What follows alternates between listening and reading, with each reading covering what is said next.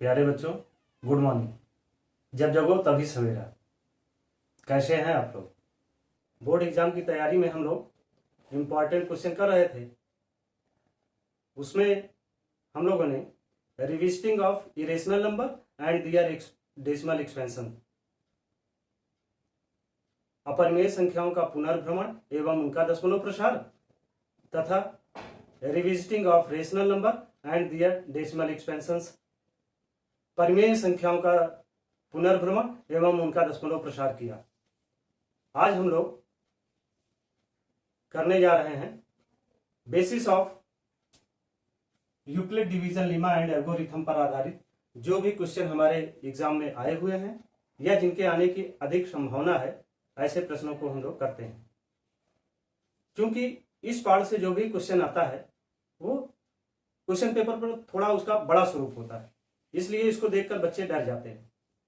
लेकिन इसीलिए मैंने आसान क्वेश्चन को पहले रखा, फिर धीरे धीरे टिपिकल क्वेश्चन की ओर आगे बढ़ेंगे। आइए क्वेश्चन देखें। The product of 3 consecutive integer is divisible by 3. Is this statement true or false? 3 क्रमागत धनात्मक पूर्णांकों का गुणनफल 3 से विभाज्य है, यह कथन सत्य है या असत्य है?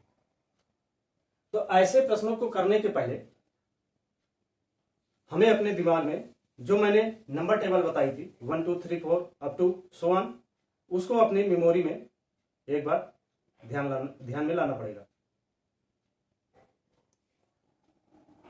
उसके लिए हम लोग ये ध्यान दें कि जैसे 2 के फॉर्मेट में इवन और ऑड 2 क्यूब या फिर 2 क्यूब प्लस 1 के रूप में पूरी नंबर सिस्टम डिवाइड थी। 3 के फॉर्मेट में 3 क्यूब प्लस 1 3 क्यूब प्लस 3, यह फॉर्मेट में 3 संख्याएं, इसमें पूरी नंबर सिस्टम डिवाइड थी। 4 के फॉर्मेट में 4 cube plus 1 4 cube plus 2 4 cube plus 3, 4 संख्याओं में पूरा नंबर टेबल जो था वो विभाजित था। दूसरी बात, जब 3 क्रमागत संख्याओं की जिक्र होती है यानी 3 consecutive इंटीजर्स की बात होती है, तो यह ध्यान रखिए 3 consecutive इंटीजर्स यानी 3 क्रमागत संख्याओं में एक संख्या जरूर 3 का मल्टीपल होगा। ऐसे ही 2 के केस में 2 में से जरूर एक कोई 2 का मल्टीपल होगा। अगर 4 क्रमागत संख्याओं की बात की जाए तो उनमें जरूर कोई ना कोई एक 4 का मल्टीपल होगा। ऐसे ही 5 में, ऐसे ही 6 में होता है। इस क्वेश्चन में पहले let A B any positive integers, माना ए कोई एक धनात्मक पूर्णांक है और बी इक्वल टू 3, बी की वैल्यू हमने 3 माना। By Euclid's division lemma A equal to B Q plus R, यह वैल्यू हम इसमें पुट करते हैं। यानी इसका कहने का मतलब यह है कि हमने 3 से ए को डिवाइड किया तो क्वॉशिएंट आया और रिमाइंडर क्या आया? जो रिमाइंडर आएगा वो अगर बी की वैल्यू 3 है तो बी से कम होगा। 0 is the equal to R less than the R and R is also less than B. तो यानी आर की वैल्यू क्या हो जाएगी? या तो 0 होगी या 1 होगी या 2 होगी, 3 नहीं होगी, 3 से कम ही होगी। तो for R equal to 0 1 2 possible value of A will be, यानी आर का जब मान 0 हो या 1 हो या 2 हो तो ए के मान क्या होंगे? अब इस इक्वेशन में अगर आर बराबर 0 रख देते हैं तो ये 0 हो जाएगी, तो बी क्यू, बी यानी 3 और क्यू, तो यानी जब आर की वैल्यू 0 होती है तो ए की वैल्यू 3 क्यू, जब आर की वैल्यू 1 होती है तो ए की वैल्यू 3 क्यू प्लस 1, और जब आर की वैल्यू 2 होती है तो ए की वैल्यू 3 क्यू प्लस 2। अब आप देखिए इसमें 3 क्यू क्या है? ये 3 का मल्टीपल है, ये 3 का मल्टीपल है। तो यानी इस आधार पर हम कह सकते हैं कि यह जो 3 क्रमागत संख्याएं हैं वो 3 से विभाजित हो जाएंगी। कोई भी नंबर ऐसे ले लीजिए, फॉर एग्जाम्पल अगर हमने ले लिया कोई नंबर, मान लीजिए 3 क्रमागत संख्याएं 1 इंटू 2 इंटू 3, 2 1 जा 2, 2 3 जा 6, 6 3 से डिवाइड होगा। ऐसे ही दूसरा लीजिए 2 इंटू 3 इंटू 4, 2 3 जा 6, 6 4 जा 24, ये भी 6 से डिवाइड होगा, 6 4 जा 24। ऐसे ही तीसरा को लीजिए, 3 इंटू 4 इंटू 5, 3 4 जा 12 और 12 5 जा 60, तो ये भी 6 10 जा 60। तो ये चीजें जो हमने की यह प्रूव हो गई, ठीक ना। सो अब हम स्टेटमेंट दे सकते हैं। सो 3 consecutive integers, 3 consecutive integers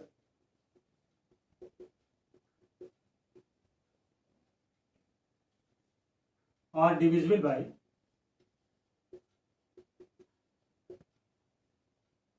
3, divisible by 3 and statement is true, ठीक ना। यानी 3 से 3 क्रमागत संख्याएं जो होंगी वो 3 से विभाजित होंगी और यह जो कथन है वो सत्य है। ये एकदम आसान था। लेकिन अब इसी में अगर मान लीजिए आपके क्वेश्चन में दे दिया जाए कि the product of 3 consecutive integers is divisible by 3, नहीं, डिविजिबल बाई 6, ठीक ना। यानी यहां कहा जाए कि 3 क्रमागत धनात्मक पूर्णांकों का गुणनफल 3 नहीं बल्कि 6 से विभाज्य होगा, तब उस कंडीशन में क्या होगा।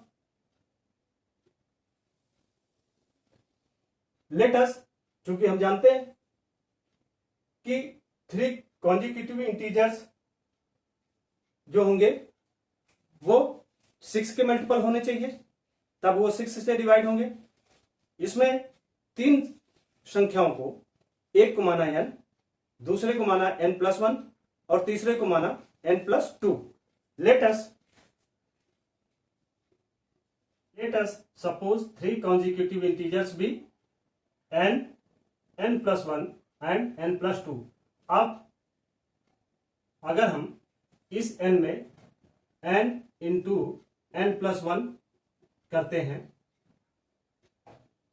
n+1 करते हैं तो क्या हो जाएगा, n into n equal to n square और n into 1 equal to plus n, ठीक ना। अब इसमें हम n+2 को मल्टीप्लाई कराते हैं, n+2, तो ये n इसको ऐसे ही कर लो, n square plus n into n+2, 2n,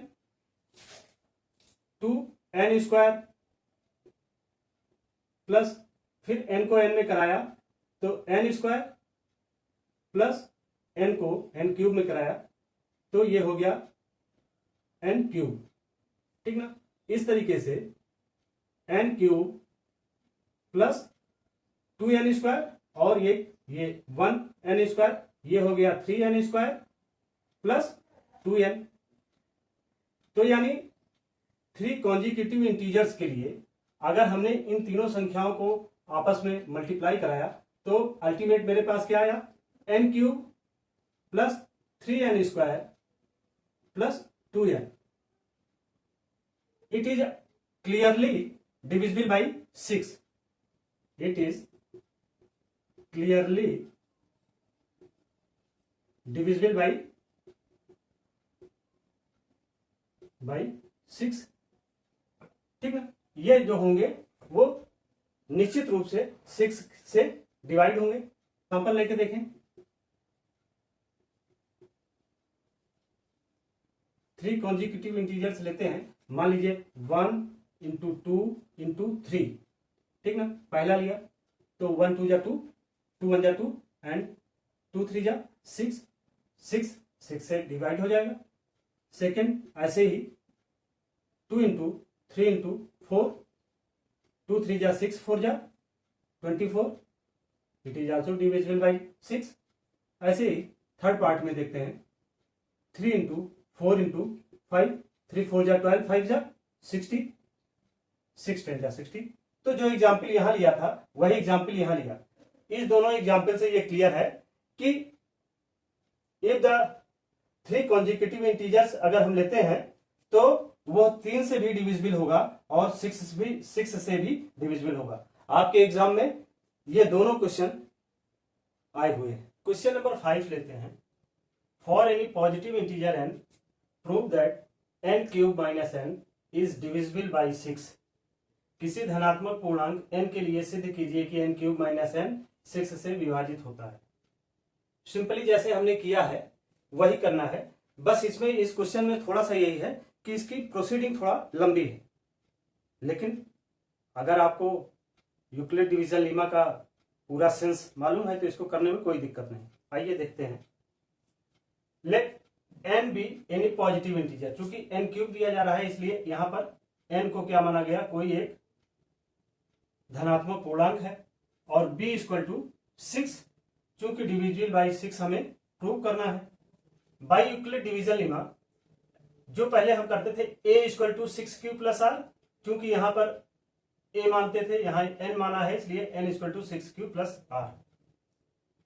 अब ध्यान दीजिए, अगर मान लीजिए a में 6 को भाग देते थे, अब 6 से n में भाग दें, चूंकि n माना है, एक जगह पे n है, तो 6 से अगर n में भाग देते तो q आता है, और r की वैल्यू, अगर b की वैल्यू 6 है और b की वैल्यू क्या होती है, 0 is the equal to r greater than r and r is less than the b।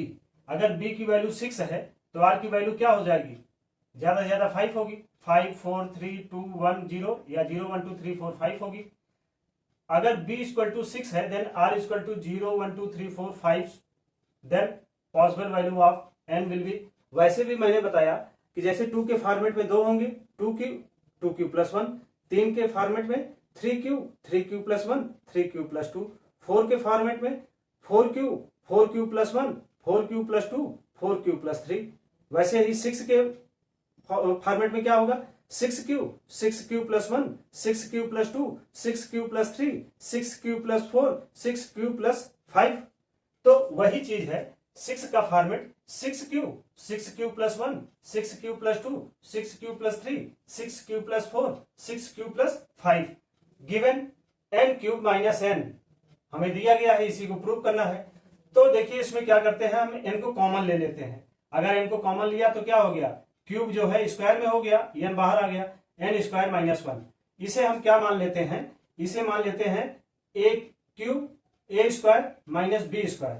तो a² - b² का फार्मूला लगाएंगे तो a + b a - b, ये n बाहर वाला ये आ गया, और दूसरा a + b a - b, यानी n + 1 n - 1, ये कर दिया। तो n³ - n = n - 1, ये n जो पहले था उसको बीच में कर दिया। क्यों कर दिया, क्योंकि n मान लो कोई भी कॉन्जिक्यूटिव इंटीजर्स अगर आपने लिया है तो n की वैल्यू क्या होगी, बीच में होगी, और उसमें अगर कोई एक प्लस हुआ तो आगे जाएगा, और अगर उसमें से कोई माइनस हो रहा तो वो उसके पीछे जाएगा। इसलिए इसके स्थान को हमने ये जो है बीच में कर दिया, इसके बाद इसको कर दिया और इसको उठा के सबसे पहले कर दिया, क्योंकि n से n - 1 की वैल्यू कम होती है। ठीक है, अब इसके बाद हम क्या करते हैं, जो r की वैल्यू दी गई है, r की दी गई वैल्यू के आधार पर n की क्या वैल्यू होगी वो हम निकालते हैं। इफ n = 6q, तो इसी फार्मूले में n - 1 n और n + 1 में इसकी वैल्यू पुट कर देते हैं। अगर n = 6q तो n - 1 यानी 6q - 1, n = 6q, n + 1 6q + 1।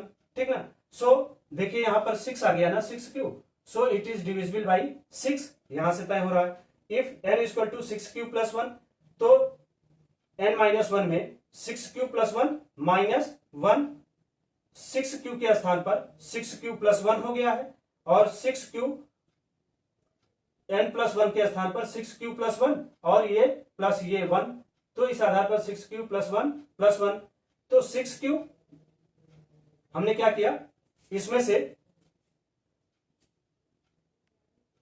हाँ ये प्लस है और ये माइनस है, ये कट जाएगा, तो ये बचा 6q + 1 और 6q + 2 हमने यहां लिख लिया।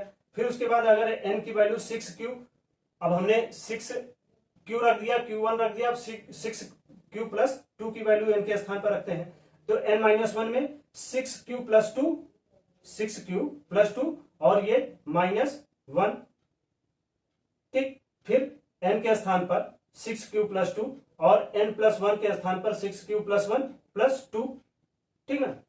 अब उसके बाद 6q प्लस 1, ये 2 से माइनस 1 जाएगा तो प्लस 1 बचेगा, 6q प्लस 1, ये 6q प्लस 2 और ये 2 और 1 3, 6q प्लस 3, ठीक ना। अब इसे क्या करते हैं कि चूंकि 6 का इसे डिविजिबल बनाना है तो इस 6q प्लस 2 में हम 2 कॉमन ले लेते हैं, तो 2 3 जा 6 और 2 1 जा 2, तो ये 2 कॉमन यहां ले लिया और यहां पर 3 कॉमन ले लिया, 3 2 जा 6, 2q और 3 1 जा 3, ये कॉमन ले लिया, तो 3 इंटू 2 इक्वल टू 6, फिर ये 6q प्लस 1, 3q प्लस 1 और 2q प्लस 1, यानी यहां ये 6q आया, ये डिविजिबल है। दूसरी चीज फिर यहां 6q आया, ये डिविजिबल है, और यहां पर 6 आया, ये डिविजिबल है। यानी यहां के आधार, इस आधार पे हम लोग कह सकते हैं कि n माइनस 1, n और n plus 1, where n value is 6q और 6q प्लस 1 और 6q प्लस 2, तो ये सभी 6 से डिविजिबल हैं। आगे अब हमने 6q प्लस 2 तक की वैल्यू यहां पर रख दी थी, ठीक ना। अब 6q प्लस 3 की वैल्यू यहां रखते हैं और 6q प्लस 4 की वैल्यू यहां रखते हैं और 6q प्लस 5 की वैल्यू यहां रखते हैं। देखिए n माइनस 1, n प्लस 1 में n equal to 6q plus 3 रखते हैं, तो ये 6q प्लस 3 और n माइनस 1 का माइनस 1 और n के स्थान पर 6q प्लस 3 आ गया, और फिर n प्लस 1 के स्थान पर 6q प्लस 3 प्लस 1, ठीक। अब इसके बाद ये 3 माइनस 2 1 इक्वल टू 2, तो 6q plus 2, 6q plus 3, 6q 3 plus 1 4, 6q plus 4, 6q plus 2, 6q, इसमें क्या करते हैं 3 हम कॉमन ले लेते हैं, 3 कॉमन लिया तो 3 2 जा 6, 2q और 3 1 जा 3, 2q प्लस 1 हो गया ये, ठीक। और इसमें 2 कॉमन लेते हैं तो 2 3 जा 6 और 2 2 जा 4, तो यानी 2 कॉमन लिया तो 3q प्लस 2 आया। अब ये 3 इंटू 2 इक्वल टू 6, ठीक ना, और ये 6q plus 2, 2q plus 1, 3q plus 2, तो ये 6 आ गया, यानी ये भी 6 से डिविजिबल होगा। फिर देखते हैं n equal to 6 plus 4 value रखने पर n माइनस 1 n और n प्लस 1 में 6 प्लस 4 की वैल्यू रखते हैं, तो 6q plus 4 minus 1, 6q plus 4 n की वैल्यू और 6q प्लस 4 n प्लस 1 की वैल्यू प्लस 1, ठीक ना। तो ये 4 माइनस 1 इक्वल टू 3, यानी 6q प्लस 3 और 6q प्लस 4 डायरेक्ट उतार लिया, फिर 6q और 4 plus 5, 4 plus 1 equal to 5, 6q plus 5। अब इसमें क्या करते हैं 3 कॉमन ले लेते हैं, तो 3 2 जा 6 और 3 1 जा 3, तो यानी 2q प्लस 1 और 3 बाहर आया, इसमें 2 कॉमन लेते हैं, 2 3 जा, यहां थोड़ी सी गड़बड़ी हो गई है, यहां हो जाएगा 2 3 जा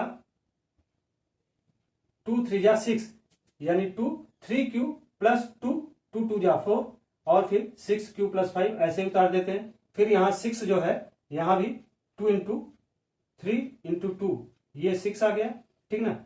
इसका मतलब इसको ऐसे ही ऐसे उतार लेते हैं, तो 6 पहले आ गया, यानी it is also divisible by 6। अब इफ n की वैल्यू 6q प्लस 5, ये लास्ट वाली रखते हैं, तो देखते हैं n माइनस 1 n और n प्लस 1 में जब 6q प्लस 5 की वैल्यू रखते हैं, तो 6q प्लस 5 और माइनस 1, 6q प्लस 5 n की वैल्यू सीधे वही रख देते हैं। फिर n 6q प्लस 5 को n प्लस 1 में, तो 6q प्लस 5 और प्लस n प्लस 1 का 1, ये हो गया 5 माइनस 1 इक्वल टू 4, यानी 6q प्लस 4, और ये सीधे सीधे 6q प्लस 5 और ये 5 प्लस 1 इक्वल टू 6, यानी 6q प्लस 6। अब इसमें 2 कॉमन लेते हैं, तो ये 2 3 जा 6, यहां क्या हो जाएगा, यहां हो जाएगा 2 3 जा 6 और 2 2 जा 4, तो 3q प्लस 2 और 6q प्लस 5 सीधे लिख लेते हैं, और यहां 3 कॉमन लेते हैं, तो 3 2 जा 6 और 3 यहां हो जाएगा 3 3 जा 3, हाँ 3 2 जा 6 और 3 2 जा 6, ये सही था।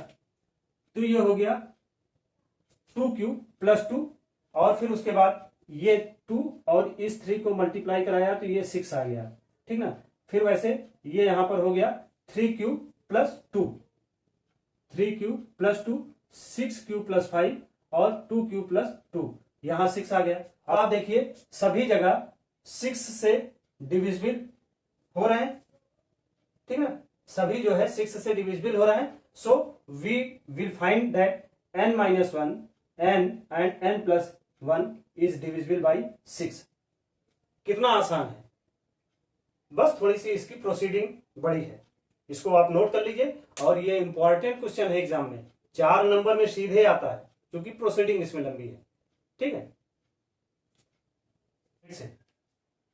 Question number 6, so that the square of any positive integer is not of the form 3m plus 2 where m is any positive integer।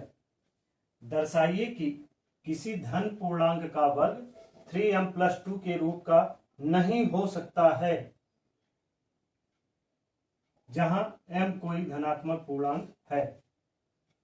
इसके पहले हम लोगों ने एक्सरसाइज 1.1 में इसका अपोजिट क्वेश्चन किया है। उसमें क्या किया था, so that the square of any positive integer is of the form 3m plus 1 where m is any positive integer. यहां पर उसका अपोजिट क्वेश्चन कर रहे हैं। इसमें देखिए क्या करते हैं, वही प्रोसीजर वही रहेगा। माना a कोई एक धनात्मक पूर्णांक है, let a be any positive integer, b equal to 3 by Euclid divisions lemma a equal to bq plus r। a की वैल्यू जब b बराबर 3 रखते हैं तो a equal to 3q plus r, यानी जब a को 3 से डिवाइड करते हैं तो क्वॉशिएंट q आया और रिमाइंडर r। अगर b इक्वल टू 3 है तो r की वैल्यू पॉसिबल क्या होगी, 1 0 1 और 2, 3 से कम होनी चाहिए, ठीक ना।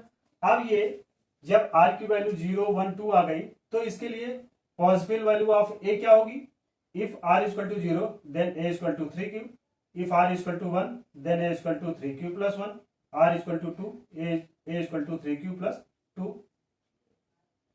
इसका स्क्वायर किया जाए, तो a की वैल्यू 3q है तो 3q का स्क्वायर किया गया 9q स्क्वायर, 3 इसमें से बाहर ले लिया तो ये हो गया 3q स्क्वायर। 3q को m equal to 3q square मान लिया तो ये हो गया 3m, ठीक ना। फिर वैसे ही जब a की वैल्यू 3q प्लस 1 है तो a को स्क्वायर करेंगे यानी 3q प्लस 1 का होल स्क्वायर, तो a square plus b square plus 2ab के फॉर्म में a बराबर 3q प्लस 1 है तो a का स्क्वायर करेंगे तो 3q प्लस 1 का होल स्क्वायर, तो a प्लस b का होल स्क्वायर का फार्मूला यहां लगाएंगे, a square plus 2ab plus b square, तो a स्क्वायर यानी 3q का whole square equal to 9q square, 2ab 2 into 3 a q 2 into 3q into 1 तो आ जाएगा 6q और प्लस b स्क्वायर 1 का स्क्वायर करेंगे तो 1, तो यानी 9q square plus 6q plus 1। अब इसमें से हम क्या करते हैं कि 3 जो है कॉमन ले लेते हैं और 3 कॉमन लिया तो 3q स्क्वायर 9 स्क्वायर अब क्या हो गया 3q स्क्वायर, 6q 3 2 जा 6 तो ये 2q हो गया, प्लस 1 को बाहर कर दिया। तो इस तरीके से देखिए 3q स्क्वायर प्लस 2q वो अगर m के इक्वल मान लिया जाए तो यानी इस वैल्यू को हम m रख देंगे तो ये हो जाएगा 3m प्लस 1, ठीक ना। तो फिर if a equal to 3q plus 2 तो a स्क्वायर करेंगे तो 3q प्लस 2 का whole square, a plus b के होल स्क्वायर का फार्मूला यहां लगाएंगे तो वही 9q square plus 12q plus 4। अब इसमें क्या करते हैं, लास्ट में 4 है इसको हम 3 अंदर रखते हैं और एक 1 को बाहर कर देते हैं तो 9q square plus 12q plus 3 बाहर प्लस 1।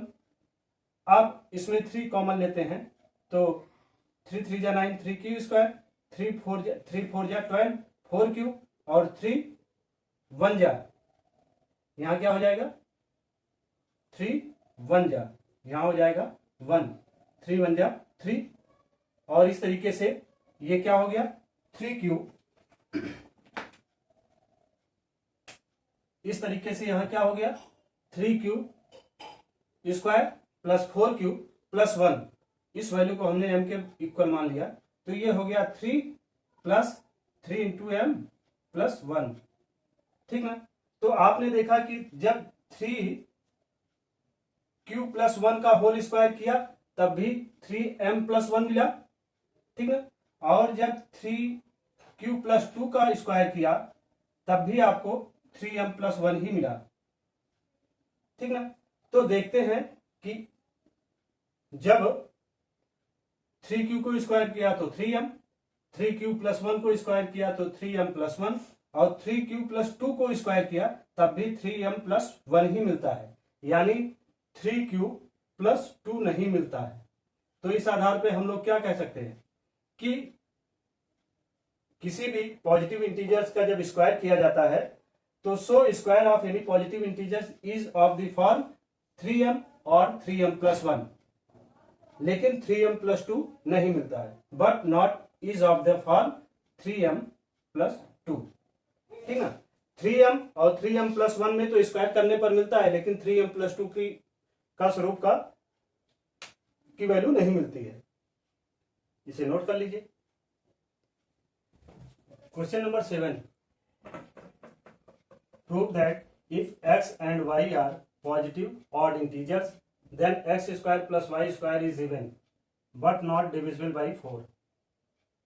दर्शाइए कि x और y धनात्मक विषम पूर्णांक हो तब x square plus y square सम पूर्णांक होता है किंतु 4 से विभाज्य नहीं होता, यानी x and y odd integer है, धनात्मक विषम पूर्णांक है, फिर भी x square plus y square सम धनात्मक सम पूर्णांक होगा, लेकिन फिर भी धनात्मक सम पूर्णांक होने के बावजूद भी x square plus y square 4 से डिविजिबल नहीं होता है। इसी चीज को प्रदर्शित करना है, क्योंकि हम जानते हैं कि जो इवन इंटीजर होता है यानी सम पूर्णांक होता है, धनात्मक सम पूर्णांक होता है, वो तो 2q के रूप में और धनात्मक विषम पूर्णांक जो है 2q प्लस 1 के रूप में प्रदर्शित किया जा सकता है। We know that any even positive integers is of the form 2q and odd positive integers is of the form 2q plus 1। So हम ये मानते हैं, माना let us x equal to 2m plus 1 and y is equal to 2n plus 1 for some integers m and n. Now x square plus y square is equal to, यानी a plus b का whole square का formula लगाएंगे, 2m plus 1 का whole square plus 2n plus 1 का whole square, m x की value रखा और ये y की वैल्यू 2n प्लस 1 का होल स्क्वायर। अब इसके बाद जब a प्लस b का होल स्क्वायर करते हैं तो a स्क्वायर यानी 2m का स्क्वायर 4m स्क्वायर इंटू 2 2 जा 4m प्लस 1 का स्क्वायर 1, वैसे ही यहाँ 2n का होल स्क्वायर यानी 4n square plus 2 into 2n यानी 2 2 जा 4m प्लस 1। अब m स्क्वायर और n स्क्वायर दोनों को एक तरफ ले लेते हैं, 4m स्क्वायर और 4n स्क्वायर, फिर 4m और 4n को एक साथ ले लेते हैं, प्लस ये 1 और ये 1 2 हो गया। फिर इसमें जो है 4 कॉमन लेते हैं, 4m square plus n square, फिर इसमें 4 कॉमन लेते हैं, 4m प्लस n प्लस 2। इसके बाद इन दोनों में ये 4 जो है इसको कॉमन लेते हैं, तो ये m प्लस n का whole square m square plus n square plus m plus n plus 2। इस पूरी वैल्यू को हम क्या करते हैं, q मान लेते हैं। अगर q मान लिए तो ये तो 4 हो गया और ये q हो गया और ये 2, यानी 4q प्लस 2।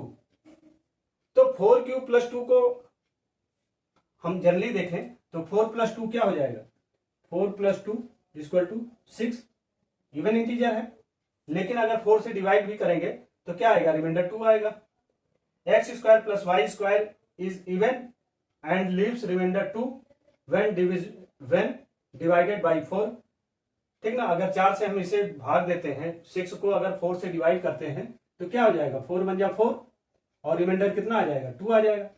तो उसी बात को कह रहा है कि अगर x square plus y square सम धनात्मक पूर्णांक है और उसका रिमाइंडर 2 आ रहा है, यानी शेषफल 2 आ रहा है, जबकि वह 4 से विभाजित किया जाता है, यानी 4 से भाग देने पर अगर रिमाइंडर 2 आ रहा है, तो जाहिर सी बात है कि hence x square plus y square is even, x square plus y square जो है सम धनात्मक पूर्णांक है, लेकिन यह जो है 4 से विभाजित नहीं होता है, बट नॉट डिविजिबल बाई 4।